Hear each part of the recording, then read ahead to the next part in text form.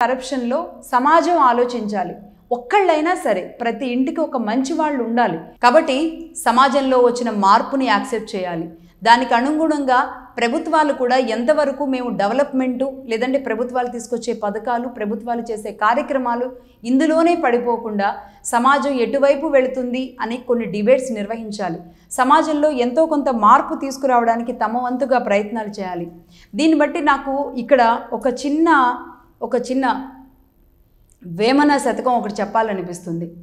వేరు పురుగు చేరి వృక్షంబు జెర్చును, చీడ పురుగు చేరి చెట్టు చేర్చు, కుత్సితండు చేరి గుణవంతు జరచురా విశ్వదాభిరామ వినురవేమ.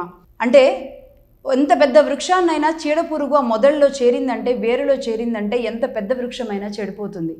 అలాగే కుత్సుతుండు అంటే చెడ్డ బుద్ధి గలవాడు, చెడ్డవాడు ఎంత మంచివాడినైనా సరే మార్చేయగలడు.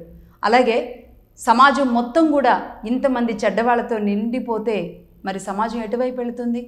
మంచివాళ్ళు మారిపోరా? కాబట్టి ఆనాడే చెప్పారు వేమన లాంటి వాళ్ళు, మారాల్సింది మనమే. మన ఇంట్లోనే మార్పు రావాలి. చెడ్డ పని చేయకూడదు, ఇది చెడు అని తెలియాలి, తల్లిదండ్రులు చెప్పాలి.